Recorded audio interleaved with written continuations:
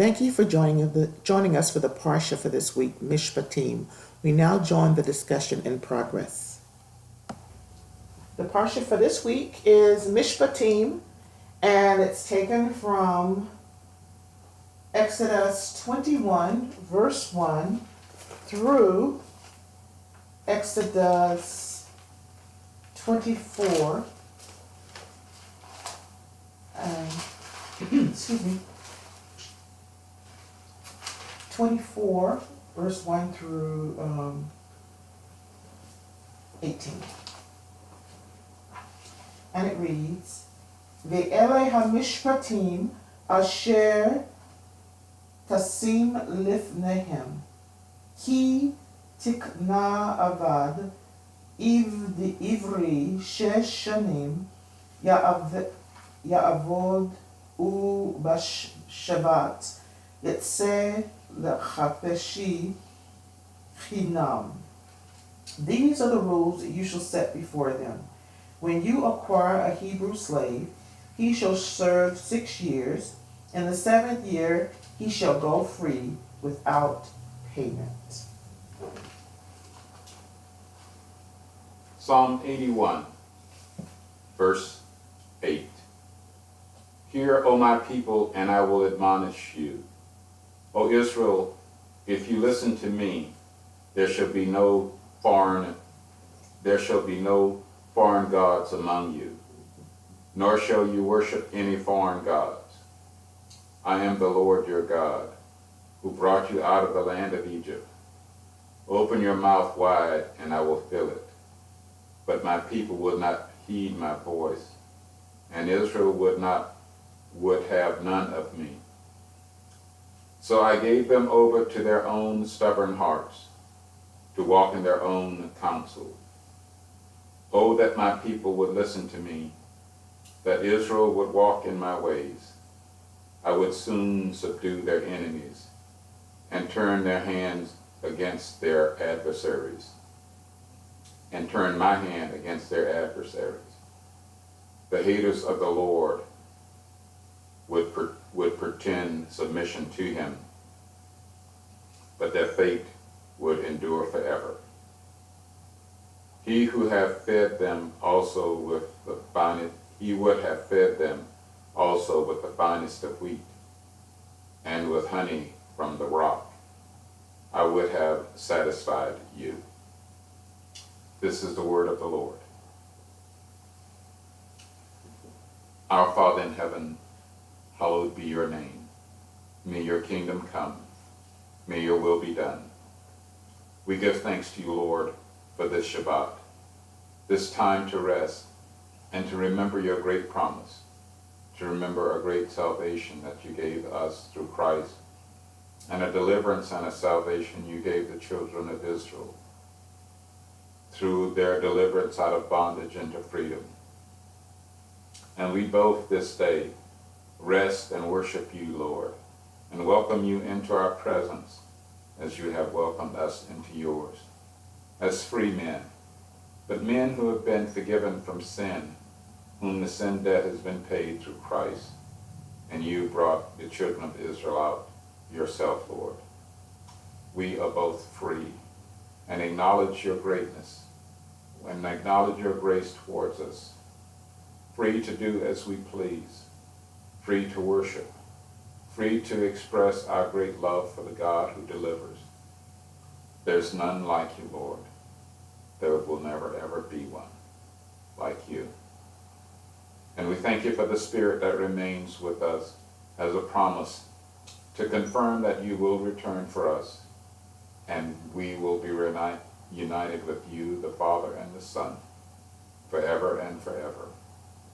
This we pray in the name of our Christ Jesus. Amen. Amen.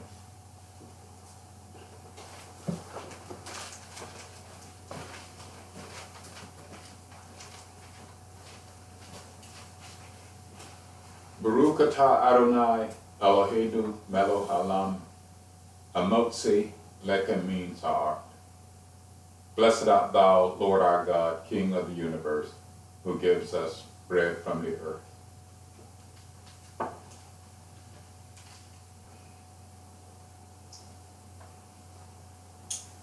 Blessed art thou, Lord our God.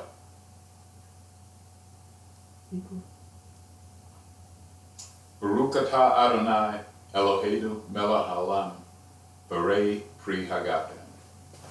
Blessed art thou, Lord our God, King of the universe, who gives us the fruit of the vine. Shabbat shalom. Shabbat shalom. Shabbat shalom.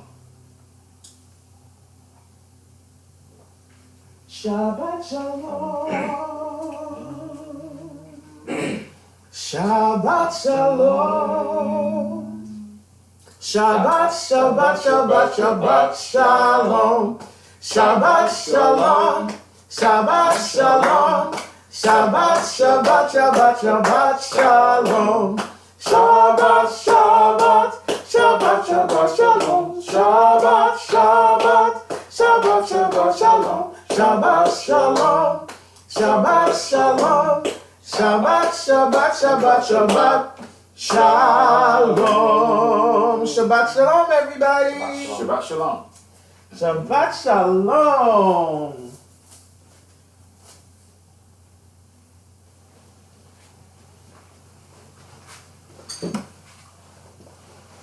This is a very momentous Shabbat. I know I probably say that about all of them, but particularly what happens in this Parsha, Mishpatim. And it's divided into, let's see, part 1 is Mishpatim, starts Exodus 21, 1 through 36, and it talks about the laws of worship, serfdom, and injuries. And then the next part is from Exodus 21, 37 through 23:9, laws on property and moral behavior. Then Exodus 23:10 through Exodus 24:18, laws on cultic ordinances and affirmation of the covenant. And I'll start in the first part. Ele HaMishpatim. These are the rules that you shall set before them. When you acquire a Hebrew slave, he shall serve 6 years. In the 7th year he shall go free without payment. If he came single, he shall leave single. If he had a wife, his wife shall leave with him. If his master gave him a wife, and she has borne him children, the wife and her children shall belong to the master, and he shall leave alone. But if the slave declares, I love my master, and my wife and children I do not wish to go, his master shall take him before God. He shall be brought to the door or the doorpost, and his master shall pierce his ear with an awl, and he shall then remain his slave for life. When a man sells his daughter as a slave, she shall not be freed as male slaves are. If she proves to be displeasing to her master, who designated her for himself, he must let her be redeemed. He shall not have the right to sell her to outsiders, since he broke faith with her. And if he designated her for his son, he shall deal with her as is the practice with freed maidens. If he marries another, he must not withhold from this one her food, her clothing, or her conjugal rights. If he fails her in these 3 ways, she shall go free without payment. He who fatally strikes a man shall be put to death. And if he did not do it by design, but it came by an act of God, I will assign you a place to which he can flee. When a man schemes against another and kills him treacherously, you shall take him from my very altar to be put to death. He who strikes his father or his mother shall be put to death. He who kidnaps a man, whether he has sold him or is still holding him, shall be put to death. He who insults his father or his mother shall be put to death. When men quarrel and one strikes the other with stone or fist, and he does not die, but has to take to his bed, if he then gets up and walks outdoors upon his staff, the assailant shall go unpunished, except that he must pay for his idleness and his cure. When a man strikes his slave, male or female, with a rod, he dies there, and then he must be avenged.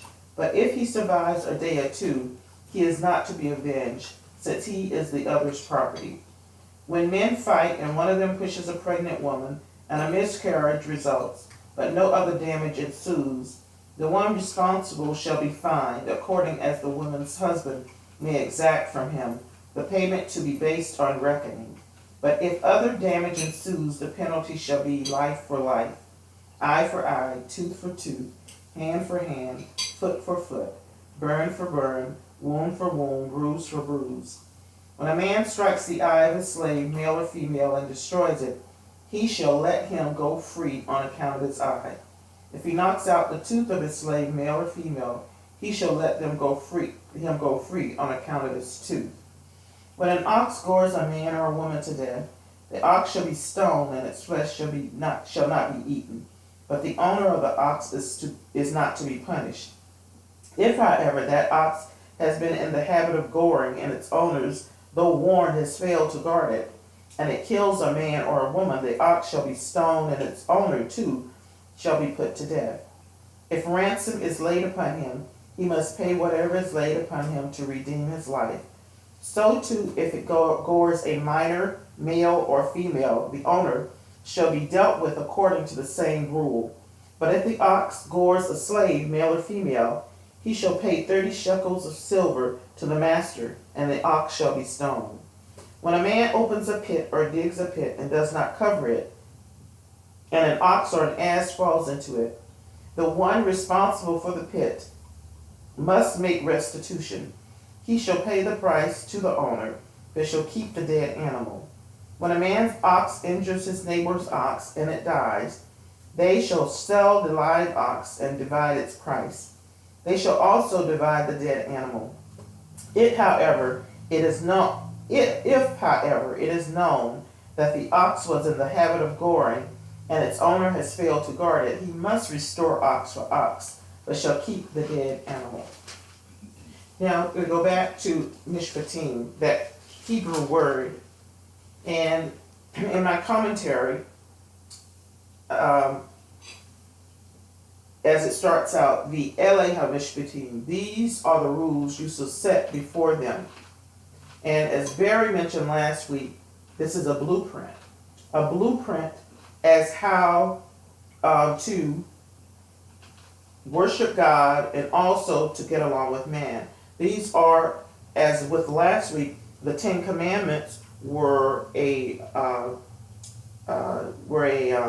outline of what God expected in terms of how to worship Him and then how to get along with your neighbors. Now they have expanded on these 10 Commandments. And in my commentary, they also mention that it has a legal connotation.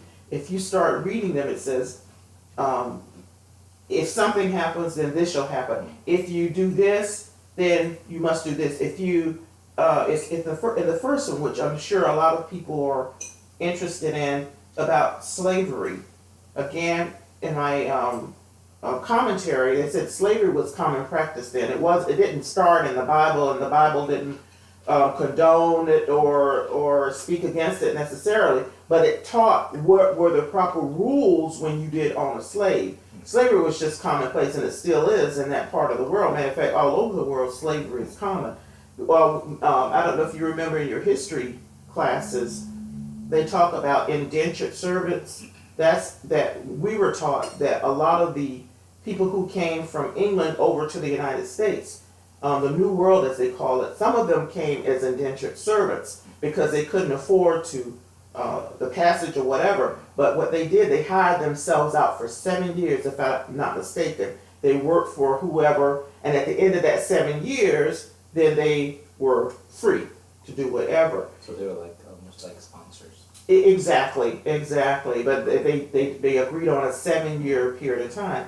But in here, if you note, this slavery, and because our ancestors were slaves, and we know nothing of that, because certainly my grandfather or my mom didn't even talk about it. I don't know that her parents talked about slavery with her, but just on my research, the slavery that occurred in America is nothing like the slavery here in the Bible, because the slavery that's outlined here, it appears that the slave is allowed to marry into the family of the owner. And that didn't happen. There may have been a lot of other stuff going on in the slavery here in the United States. They may have been producing children and everything, but it wasn't a marital situation.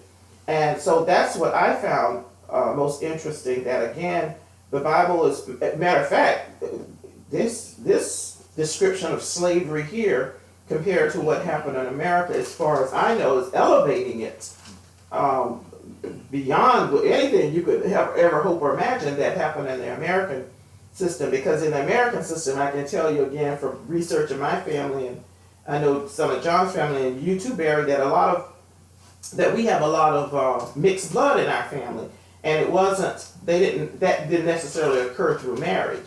Now I don't know what the relationship was between the slave and the master or whatever, but it certainly wasn't a marital one. But here, one of the interesting things I thought too, that denoted a male slave, and that a lot of people do too, which I find, especially the guys nowadays, they will pierce their ears. And they don't know the significance behind piercing the ear. It maybe has some connotation as far as they're concerned, but as far as the Bible was concerned, it showed that you were a slave. They're doing it now because they think it's hip. They think it's hip, but it's showing you a slave to something. Yeah. And I thought that was very interesting, that that's how you, matter of fact, as we go in and when we go to the part about the calf, it talks about them taking, and the only people who had earrings, you would think that it would have been the women who had taken the earrings, that they took the earrings out of their ear in order to make the golden calf. The men were taking the earrings out of their ear. So we'll get to that. That you'll find interesting, because in our day, now most women wear earrings and everything. So anyway, that's an interesting thing. We'll go ahead. But the owl in the ear, in the male, denotes that he is a slave. So I thought that was very interesting. And again, it appears that the Torah is trying to not elevate, may have been a bad choice of words that I said before, but it appears that God is doing something even with the institution of slavery that was common among all cultures. And I can imagine too, if you read into this, that the slavery that was practiced in other cultures was not so humane. Well, you would never become a part of the master's family, but here it clearly, when it spoke to the female slave, she cannot be sold to outsiders. Even if she displeases the master, he still has to take care of her. And from what I researched in slavery in the United States, slaves are just sold willy-nilly, especially female. I mean, you were sold. But here it says she cannot be sold. And one important thing here, if he marries her and he's displeased with her, he cannot withhold from her food. When you think about food, clothing, you think about support. He cannot withhold support from her. He has to support her with food and clothing, and the most important thing, her conjugal rights, meaning her right to bear children, because children were like gold. Because what if you had children? Your children were probably going to take care of you when you got old and everything. So he cannot even do that. So I thought that was just, she might as well be a member of the family if she's not a slave. So anyway, I'll stop there and I'll open it up for you all to see what you all thought about this area, this section. I might disagree with you a little on the fellow getting pierced in his ear with this owl thing, Okay. indicating he was a slave. Partly because he was a slave anyway. Mm-hmm. What he had said, and one commentator mentioned, and it makes sense, he didn't want to leave his master's house. He loved his master, he loved the wife, and he wanted to stay there. And what the owl meant, had reference to, I guess he went to the judges and the doorpost, it signified some type of an attachment to this master, and I guess he had the option of being free, but he chose to be attached to him. Yes, he did remain there as a slave, yeah. But it was more, he didn't want to be free. He wanted to stay with his wife. I'm sure more with his wife than with his master and with his children and anything else. He was given a wife while serving out his term as a slave, but fell in love with his wife and wanted to stay with her. Part of this also speaks of the limitations that the master has. What comment did I put down here? It's almost like the slave was given a certain amount of rights. Oh gosh, where did I write it here? I said,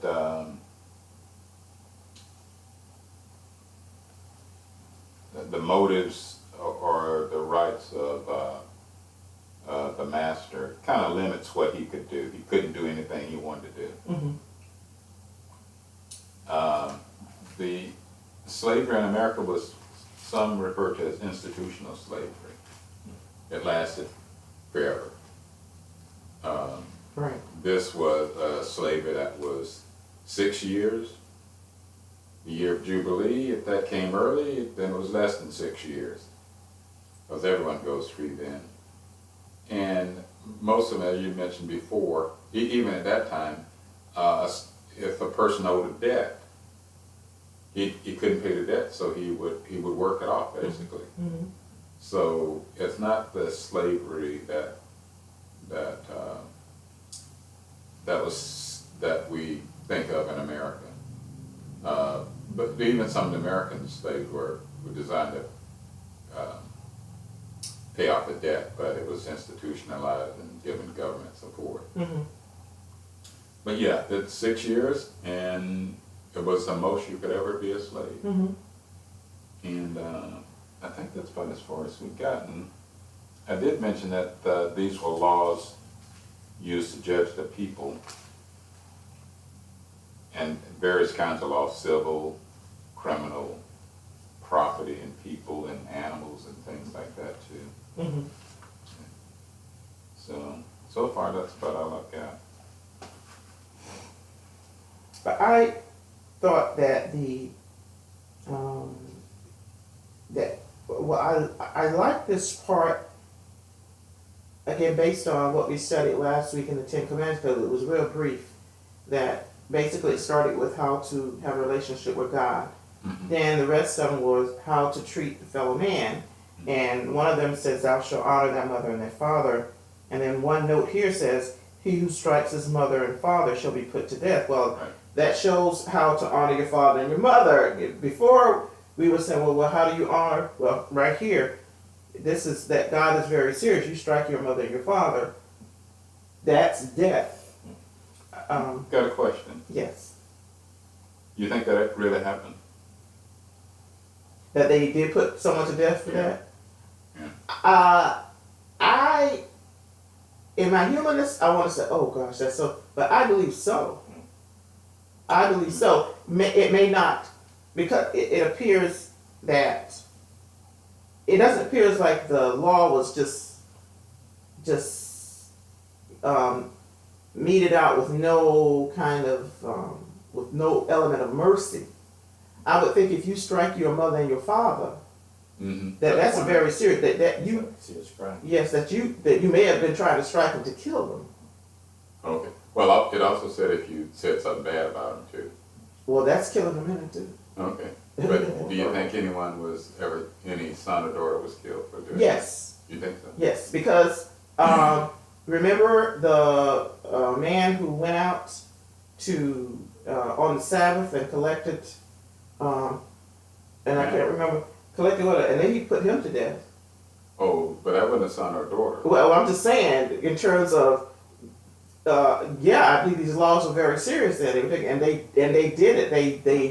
They actually did what they said, followed it.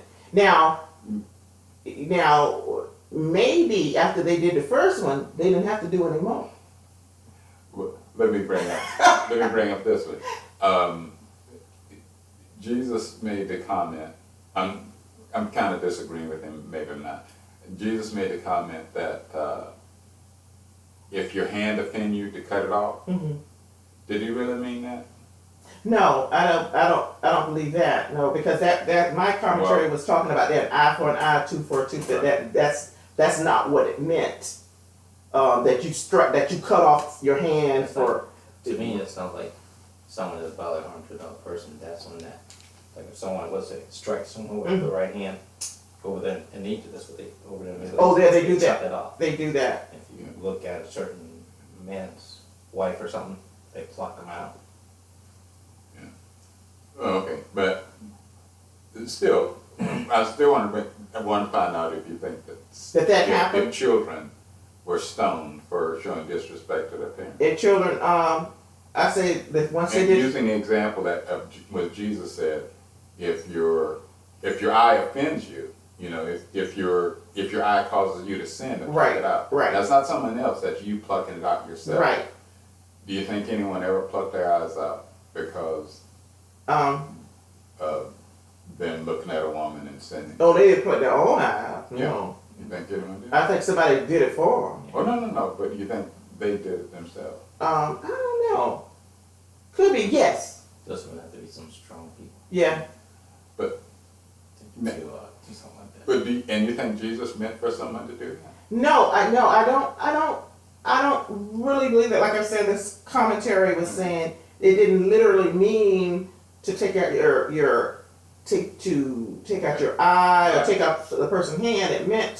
It meant restitution. It meant that Whatever it's saying was, that's what. exactly that That basically it's got to be a restitution. But there's no one to give restitution for if you look at a woman and lust after her. Oh yes, it is. I mean, and we'll find out if you lusted at a woman in here, then there's a law. No, I'm just using the New Testament as a parallel to. Oh, the New Testament. When Jesus said, Yeah.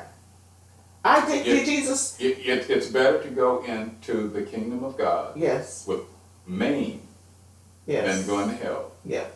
Yeah. Do you think anyone was going into, because they're doing it to themselves, it's not someone else doing it to them. You think anyone would cut off their hand or Yeah. pluck out an Yeah. eye? Yeah.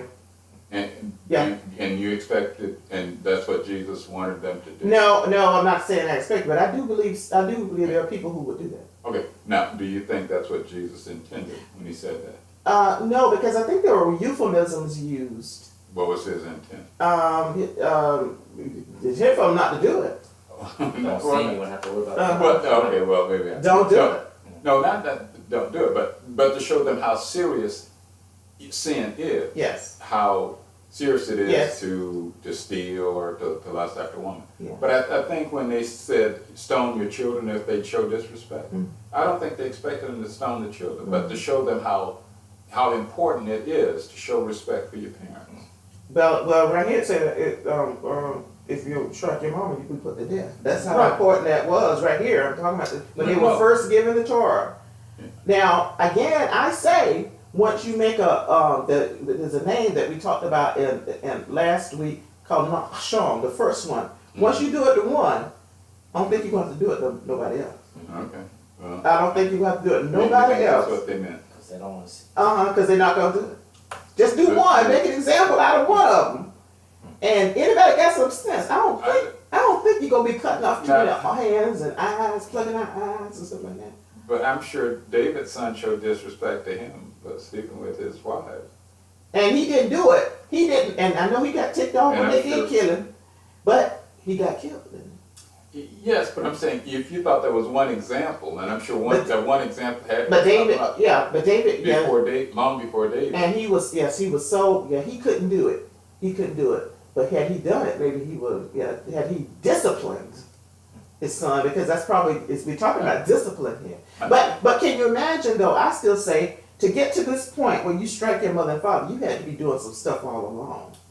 You just didn't strike it the first time. No, you were probably bad mouthing him. I think you were doing some stuff all along, and at this point where they say for you to be put to death, you've done something real bad. Well, no, even before you hit them. Something real bad. Yeah. Okay. So All right. I think we could talk about this part. we could, because there's so many rules, which is so great that God didn't leave us in the dark from last week when he said, especially like remember the Sabbath. Well, how do you remember the Sabbath? And he explains, well, in 6 days I created heaven and earth. On the seventh day I rested, and I want you to rest it. So he's now explaining how I want you to honor your mother and father, how I want you not to covet your neighbor. And so he's outlining all of these things, and they are just, it is like a court of law. Can you imagine them going to Moses and saying, well, his ox gored my son, and this is the second time he's gored somebody in the community. Well, that's not good. And they have a rule as to how you deal with all of that. And so God is so, he didn't leave us in the dark. He gave us a blueprint. He didn't say, well, just go out and do these things. Mm-hmm. Well, God, how do you do it? What is the penalty for doing that or not doing that? And that's what we're getting here, which is just so beautiful and so. And this is a law. You could be a lawyer on this. It's almost like a discipline workbook or discipline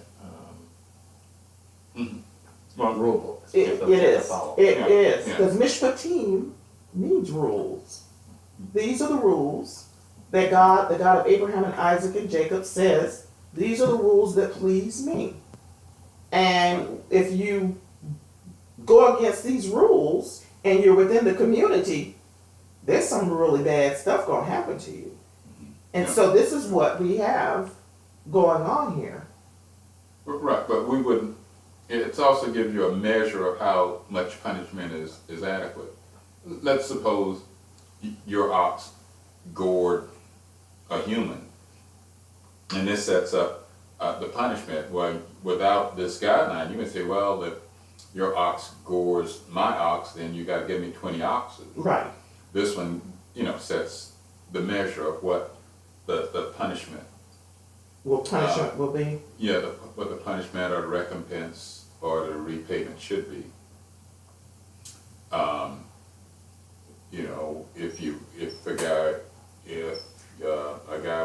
If a guy has to pay off a debt, how long does it take? Well, it says 6 years. It doesn't even say what the amount of the debt was. And in fact, in the 6th year or in that 7th year, he goes free.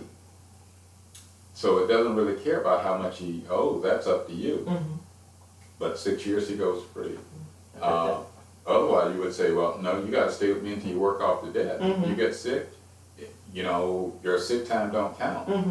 So God says, 6 years, he's free. And that labor had to be very intense for them just to stop at 6. So at 6 years, you get some really hard labor for them 6 years. But then, can you imagine you could do labor for 6 if you knew at the 7th year you were going to be free. A maximum of 6 years. That's what happened with Jacob, though. Remember with Jacob and Laban, and he goes and for Leah, he says, "Okay, you work for 7 years and you can have Leah." Well, he didn't get Leah. Rachel. Right. And then, so what did happen? Laban gives him Leah first. He said, "Well, work 7 more years for me." But Jacob said, because he loved Rachel so much, 7 years was nothing. He just went ahead, just seemed to fly by. But if you know there's an end to something, which is I think a good we can talk about it forever, but I think that's very interesting, especially for the slaves. And I wish at least my parents didn't talk about slavery too much. I don't know that their parents talked about it anyway. But if you could see an end to something, then you could work. But our ancestors, there was no end. You were enslaved, your children enslaved, your children's children enslaved, and so that had to be a bitter, sweet, or almost. There's no light.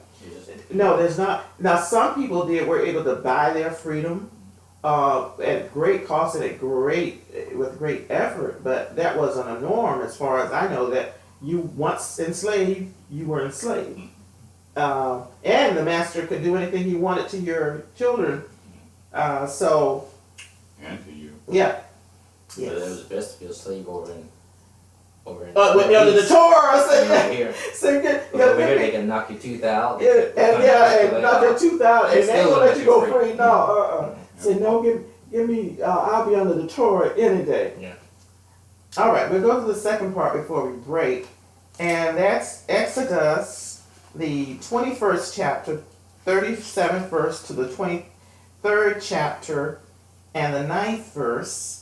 And it's called Laws on Property and Moral Behavior. And it says, when a man steals an ox or a sheep and slaughters it or sells it, he shall pay 5 oxen for the ox and 4 sheep for the sheep. And if the thief is seized while tunneling and he's beaten to death, there is no blood guilt in his case. If the sun has risen on him, there is blood guilt in that case. He must make restitution. If he lacks the means, he shall be sold for his theft.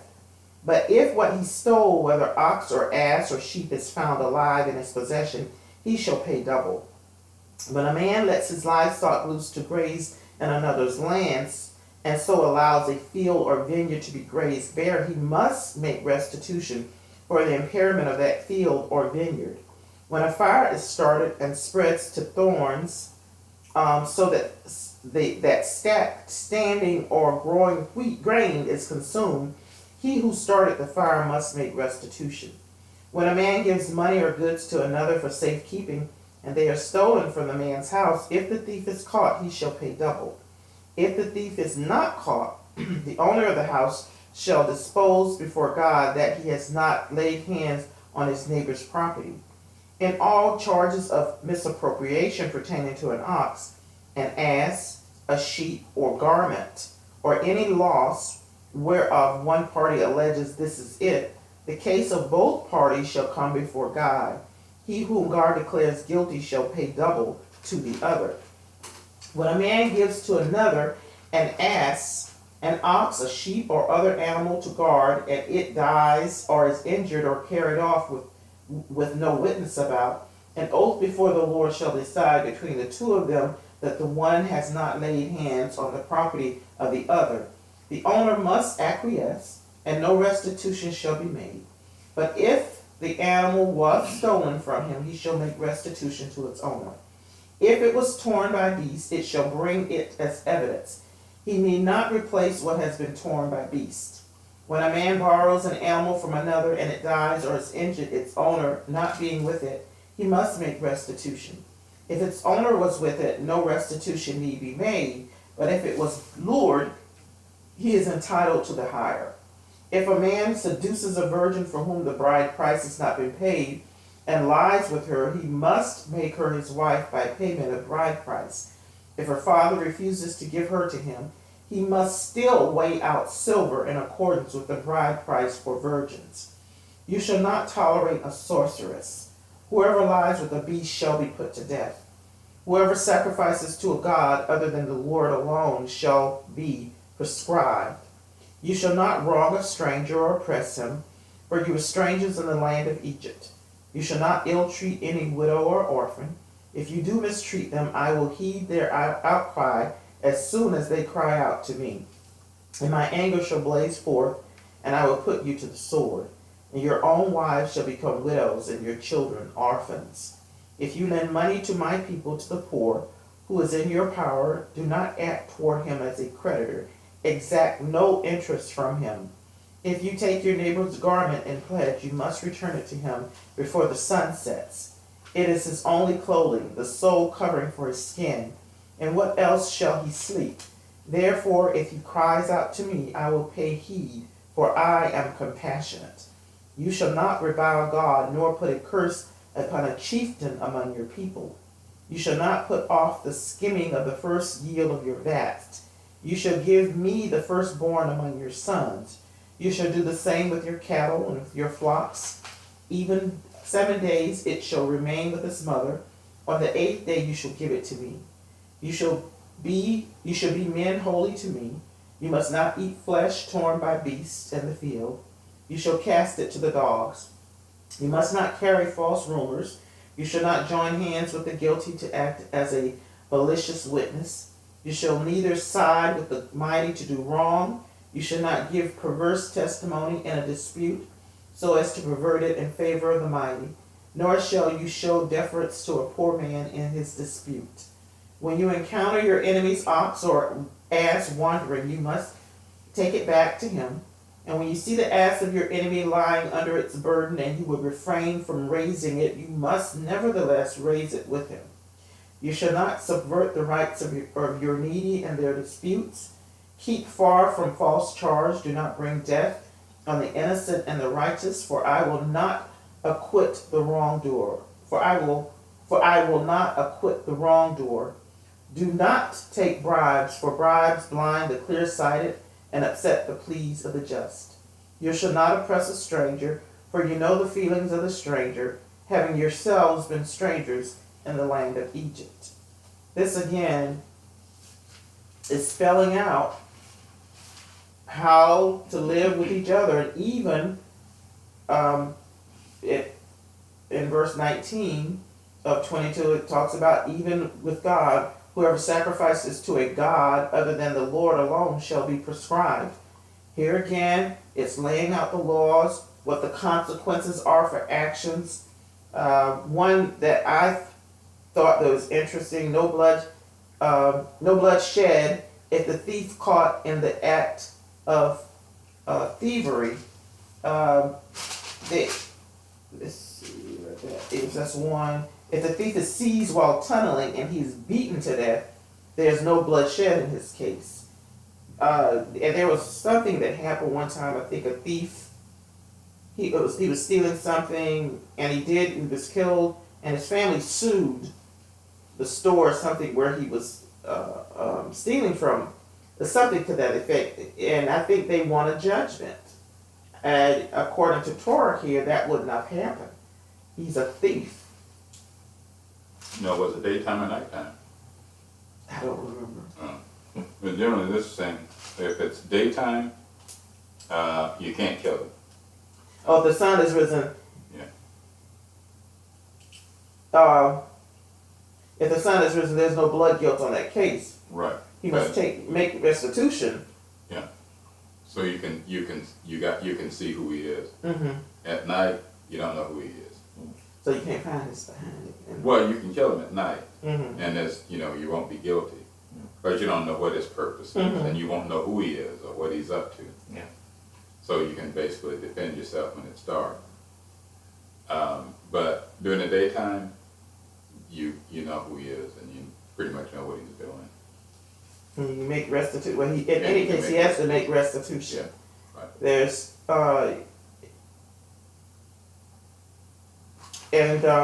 there's just so many, but there's plainly stated what God expects, how He expects us to live with each other and Him. One of the things He says in verse 28, He says, let's see, 28 over here.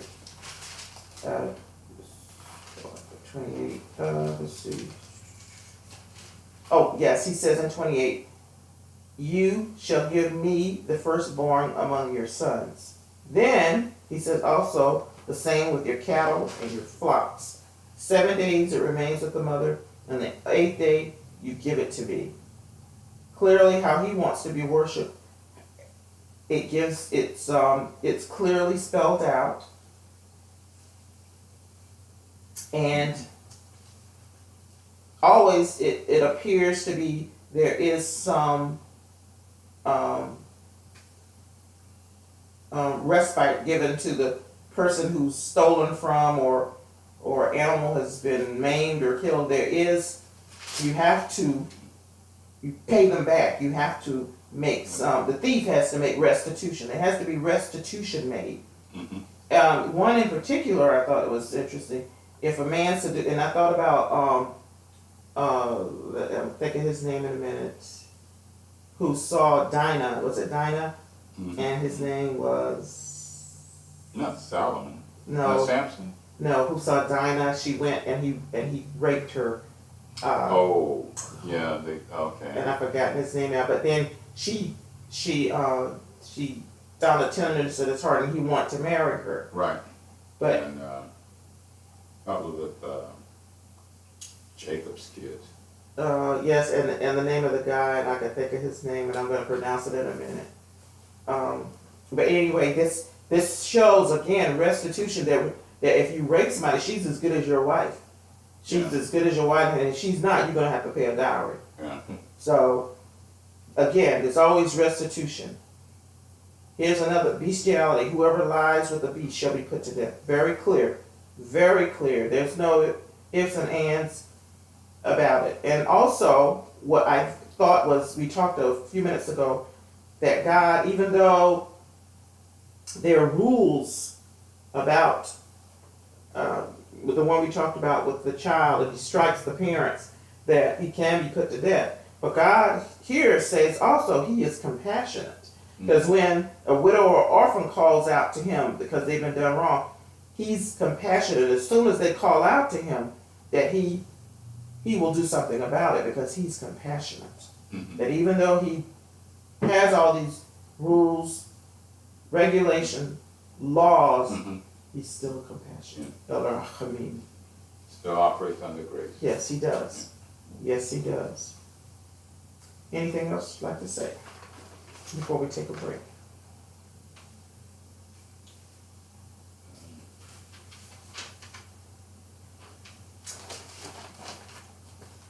That's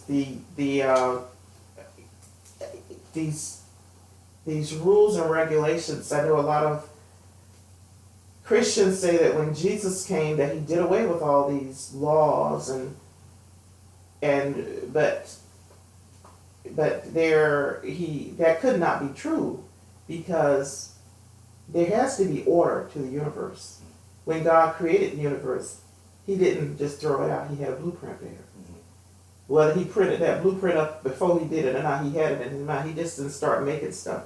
That God is a God of order, and that he has a way of doing things, and he has a way of maintaining things, and that it's not done away with. If you take away one plank out of the building, that the building's going to fall. So that these laws were not done away with when Jesus came. Okay, you go ahead. You got something? Oh no, I can wait. Okay. All right, we'll take a little break, and then we'll go on to what I think is one of the most important parts of this Torah portion for this week. And matter of fact, one of the most important parts for Israel. So. Okay. But the death penalty was instituted.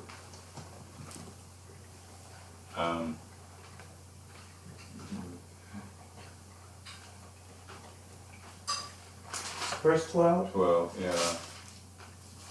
12, verse 21.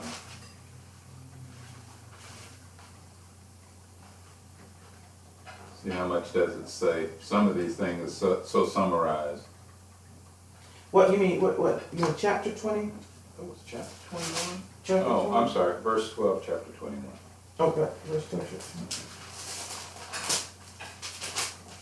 Yeah. He that strikes a man so that he dies shall be put to death. And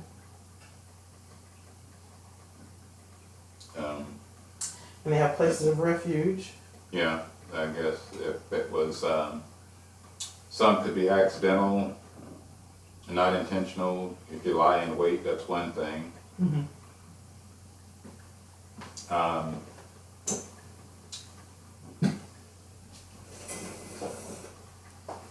There was something else there too, and one commentator, I guess, kind of makes a little sense.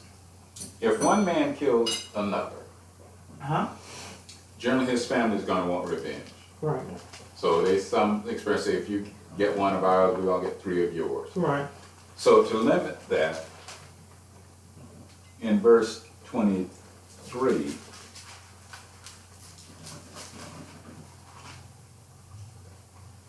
let me just start at 23.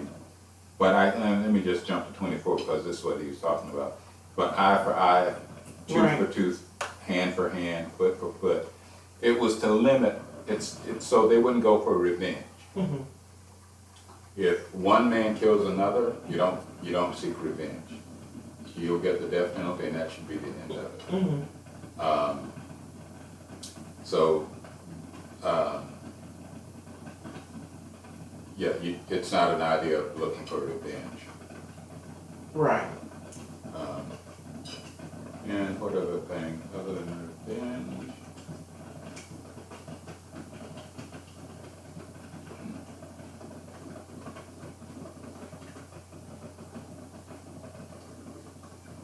I don't know. I think that's all I got for now. Other than that, Okay. I can't think of it now. Well, this is a legal system Right. placed within these few chapters Mhm. of the Torah of how man is supposed to, how we're supposed to get along with each other. Right. And very clear. And there is order to it. There is a blueprint. There is a blueprint. There is an order. Certainly God is aware because He made us, or what was going to be the best way to get us to live with each other. And there has to be order. There has to be order. That's why, again, when people say that the laws are done away with, Mm-hmm. they can't be. Because one good example, one of the rabbis said is, if by Jesus' coming it did away with the laws, consider this as an example. When you're driving down the road, there is a line in the middle of the road, and that line is so that cars won't be driving all over the place, running into each other. Now take away that line, and what do you get? Chaos. Chaos. When we went to Nigeria, their road, it was interesting driving. And what happened was there was an accident. It was a 4-lane highway, and there was an accident on say the west part of the 4 lanes. And so what happened was drivers started driving on the other side, and there was no like emergency lights or the policeman out orchestrating this, so it was chaos, and they could have driven into each other. So when someone uses the argument that Jesus is coming, did away with the laws, it doesn't make sense. We still have to have a sense of order. God has order, and He created this world with order, and He maintains it with order, because without it, He said, we have chaos. And we just can't live like that with chaos. Okay, we come to one of the most important parts, I believe. And it is Exodus 23:10 through 24:18. And this section is called Laws on Cultic Ordinances and Affirmation of the Covenant. Affirmation of the Covenant. And I look forward to this because, again, it follows the same line that God does when He has a covenant, and He's going to affirm it. And what are we doing? We're affirming the covenant with this meal, and God is going to affirm the covenant with Israel. And it says, 6 years shall you sow your land and gather in its yield, but in the 7th you shall let it rest and be fallow. Let the needy among your people eat of it, and what they leave let the wild beasts eat. You shall do the same with your vineyards and your olive groves. 6 days you shall do your work, but on the 7th you shall cease from labor, in order that your ox and your ass may rest, and that your bondman and the stranger may be refreshed. Be on guard concerning all that I have told you. Make no mention of the names of other gods. They shall not be heard on your lips. 3 times a year you shall hold a festival for me. You shall observe the feast of unleavened bread, eating unleavened bread for 7 days, as I have commanded you, at the set time in the month of Abib, for in it you went forth from Egypt, and none shall appear before me empty-handed. And the feast of the harvest, of the first fruits of your work, of what you sow in the field, and the feast of ingathering at the end of the year, when you gather in the results of your work from the field. 3 times a year all your males shall appear before the sovereign, the Lord. You shall not offer the blood of my sacrifice with anything unleavened, and the fat of my festal offering shall not be left lying until morning. The choice first fruits of your soil shall bring to the house of the Lord your God. You shall not boil a kid in its mother's milk. I am sending an angel before you to guard you on the way, and to bring you to the place which I have made ready. Pay heed to him and obey him.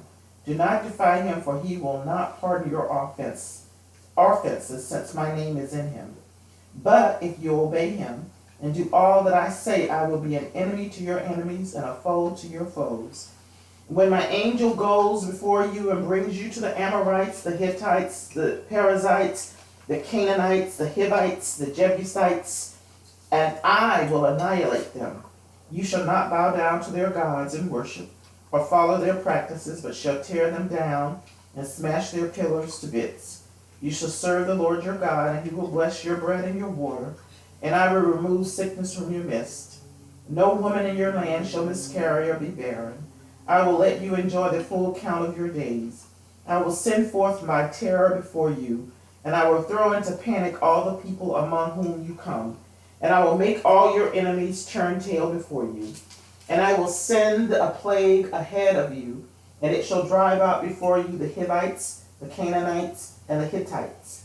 I will not drive them out before you in a single year, lest the land become desolate and the wild beasts multiply to your hurt. I will drive them out before you little by little, until you have increased and possessed the land.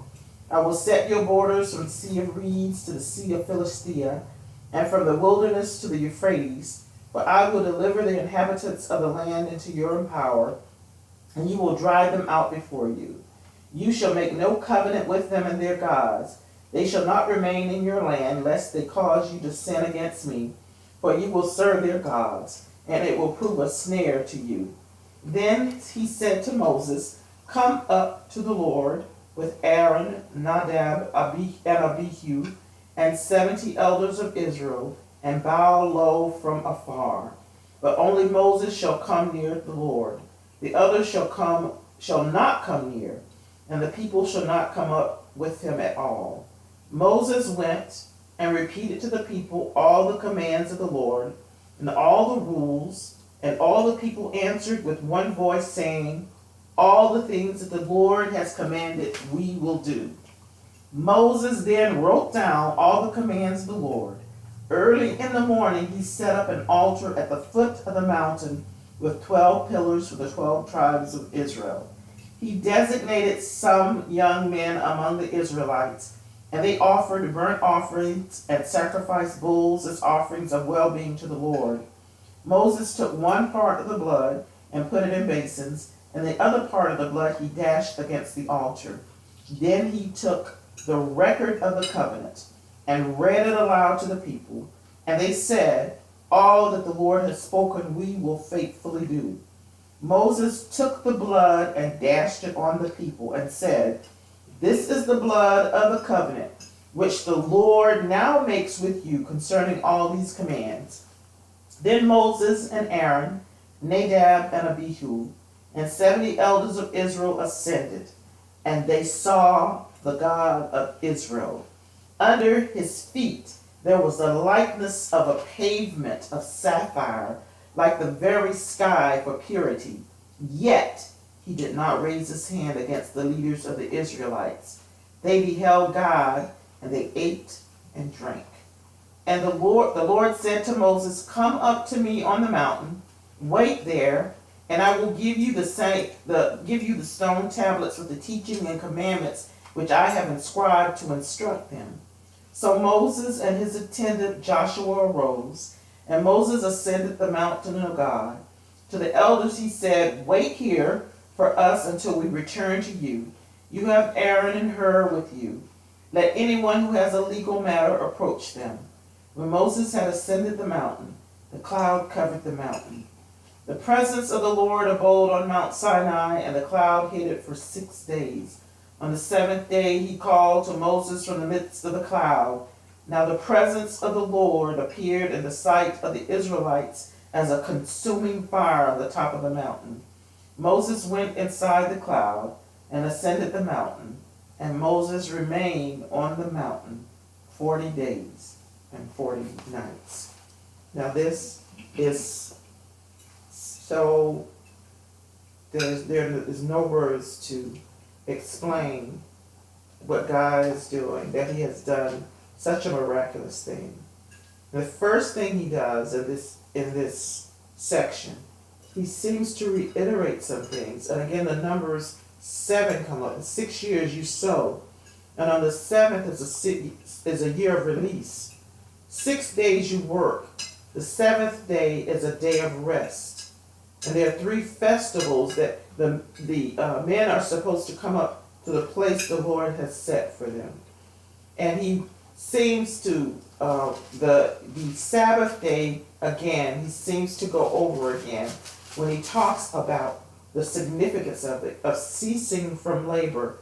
He says, and even he goes further, he says, in order that your ox and your ass may rest, and that your bondman and the stranger may be refreshed, so that everybody is rested. Everybody had to rest on this Shabbat. And including the earth. Yes. Or the ground. Including the ground rests on the 7th year.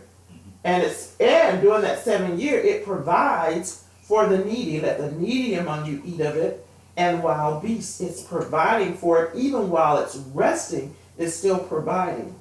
And then in the 20th verse, he says he's sending an angel, the same angel that's been going with him.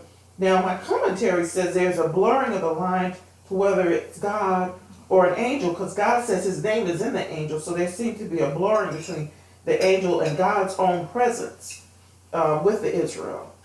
And and so they and God says to pay heed to this angel and obey him. Do not defy him, for he will not pardon your offenses, since my name is in him. But this is, and you read this, John, I believe. I don't know if you read. Did you read? Was your scripture from Exodus when you read? No, Psalm. Psalm. Well, I thought I heard you, and I said, is he reading from Exodus? It's Now, kind of a summation of part of it. Of the Exodus, because this is what God says, and I believe it applies to us all. And he says to Israel, now get this, and I'm going to read it over again. He says, when my angel goes before you and brings you to the Amorites, the Hittites, the Perizzites, the Canaanites, the Hivites, the Jebusites. I'm sorry, I skipped a part. At verse 20, I'm sending an angel before you to guard you on the way and to bring you to the place which I have made ready. Pay heed to him and obey him. Do not defy him, for he will not pardon your offenses, since my name is in him. But if you obey him and do all that I say, I will be an enemy to your enemies and a foe to your foes. And then he goes on and he says, all of these people you're afraid of, Amorites, the Hittites, he says, I will annihilate them. The only thing you have to do is to obey me, not bow down and worship their gods. Serve me. It's as clear as that God will provide, that we stress over nothing. If we're obeying God, then God will take care of our enemies. God will provide for us. And so I thought this was so, it was such a heavy message that I think we forget, that Israel has forgotten, that all of their enemies that surround them, they don't have to bow down to any country.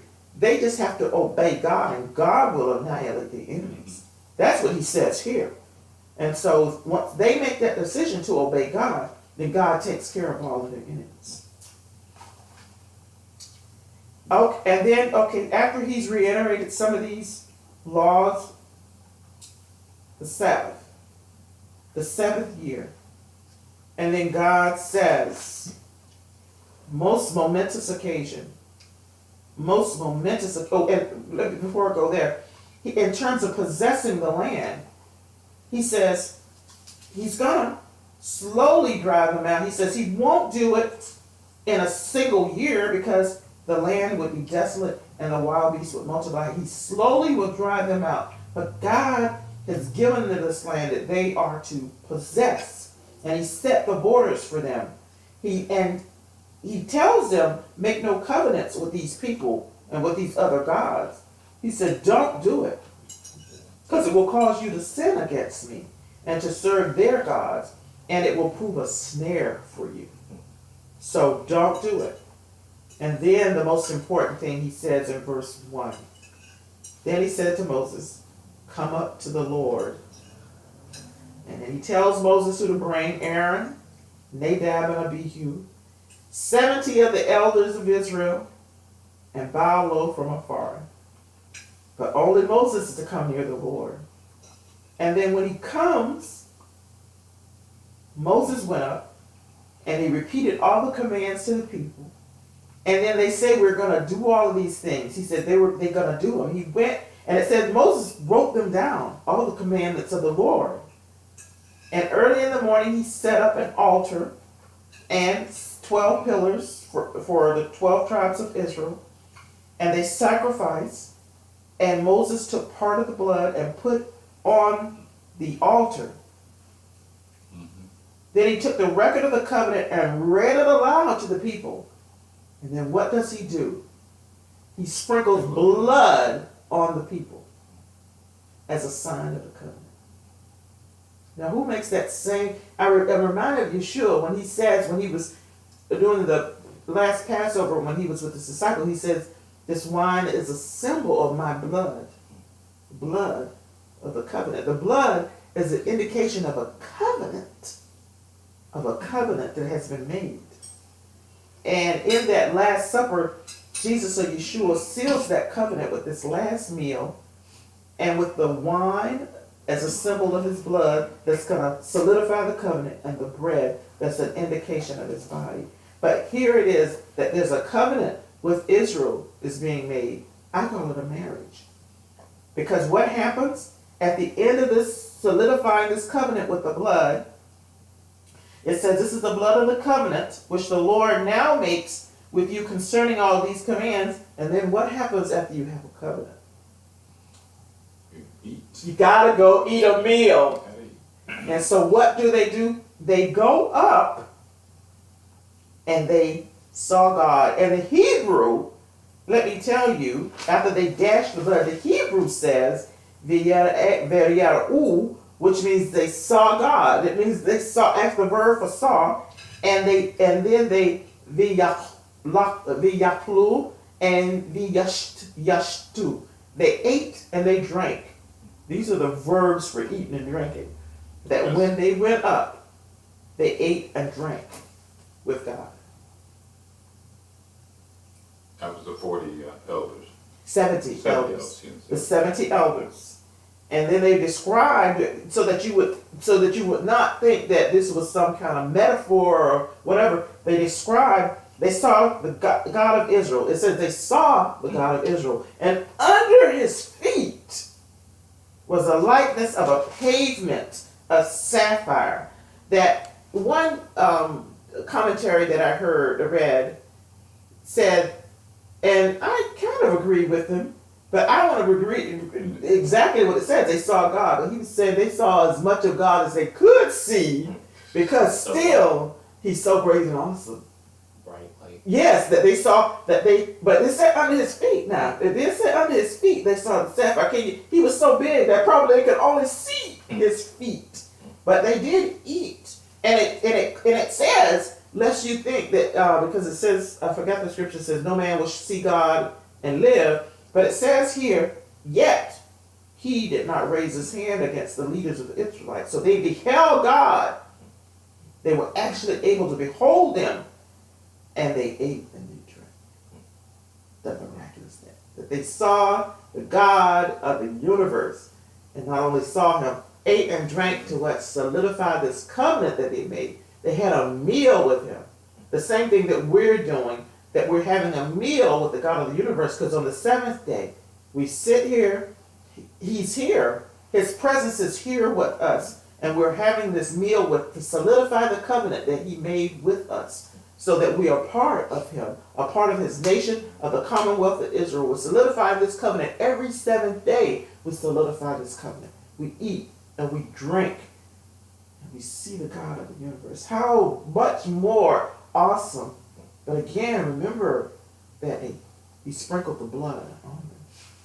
Blood is necessary to seal a covenant. You can conclude that from here, because it sealed it. He had to have the blood. And not only, it wasn't a matter of just sacrificing and sprinkling it on the altar. The people had the blood. So what connection can you make? Here's Yeshua, whose blood has been sprinkled on us, whose blood is sprinkled on us that enables us to have covering for our sins, once and for all. Any comments? Did I say too much? Or did I say it all?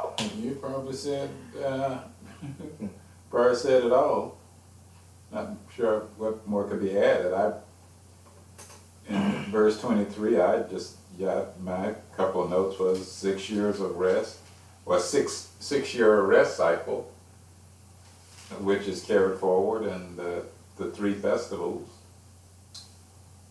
The three festivals each year and the special angel. Now, some say that angel was Jesus. Mm-hmm.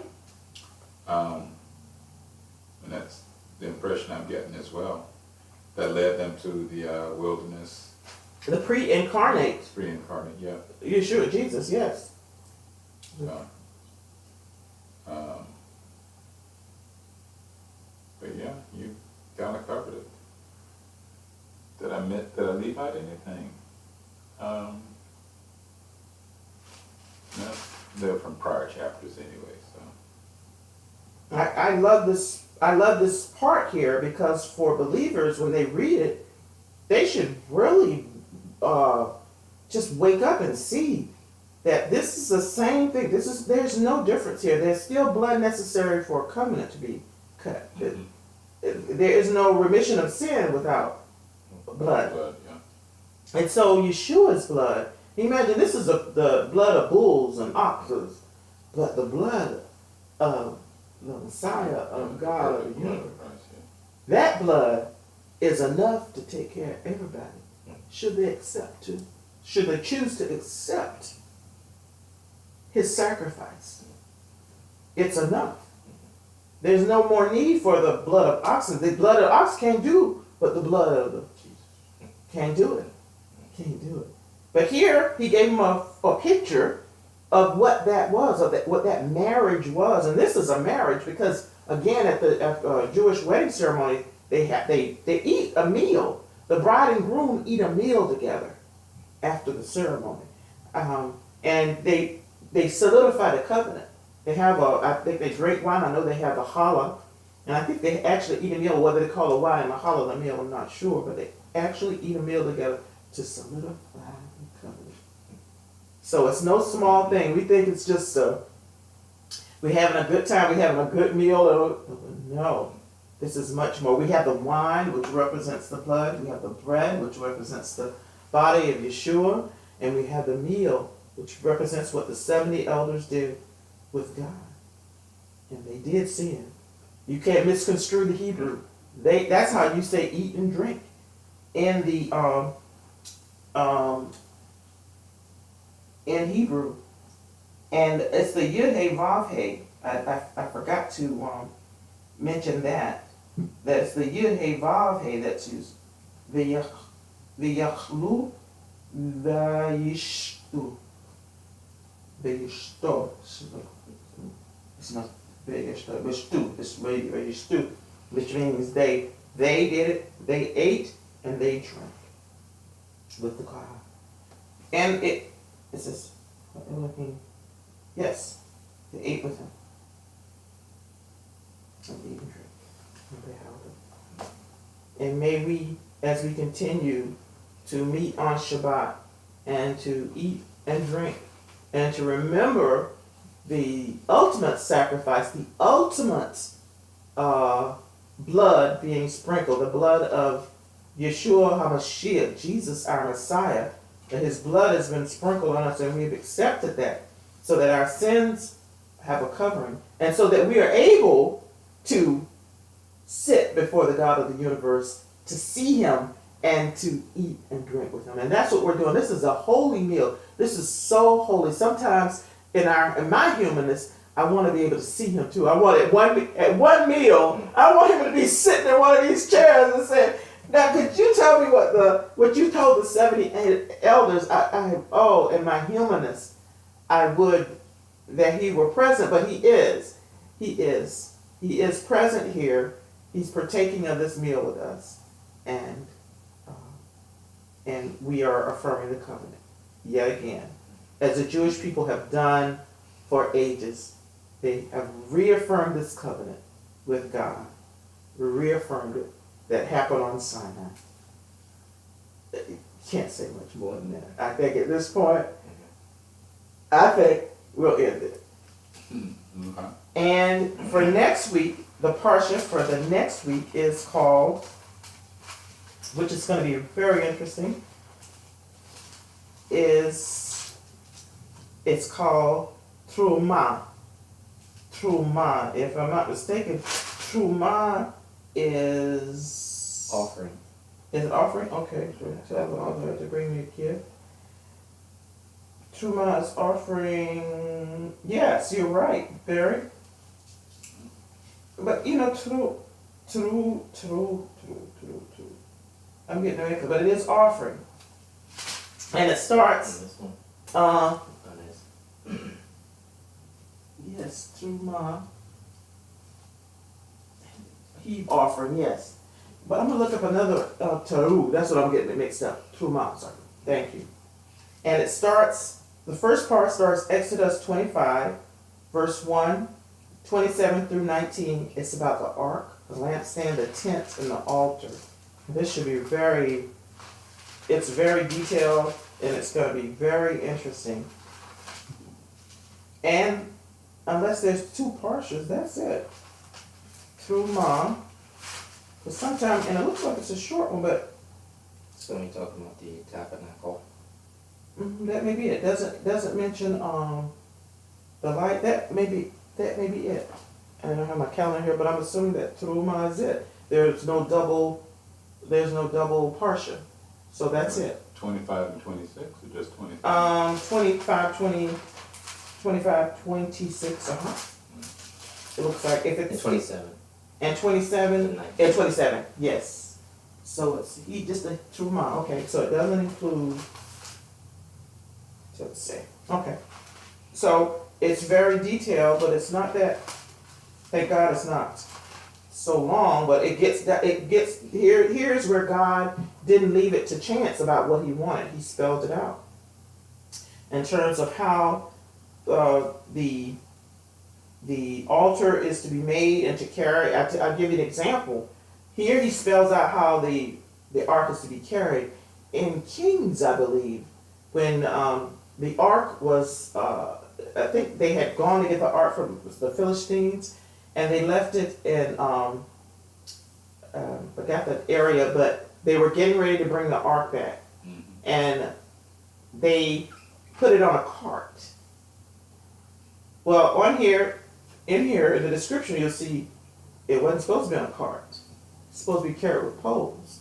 And then, as it was going, it was falling off of the ark. And Uzzah, I remember his name, went to hold it up from falling off the cart. And God struck him dead. Because he wasn't supposed to do that. He wasn't supposed to touch the ark. And they said David was mad at the Lord that day, and he called it a breach. A breach had occurred. And they left it in the home, and I should remember his name at this rate. Obed-Edom. Obed-Edom, okay. They left it in the home of Obed-Edom for 3 months. 3 months, I think, or whatever it is, period of time. And David heard that Obed-Edom had been blessed because of the ark, and that's when he went to get the ark. But this time, they had no poles.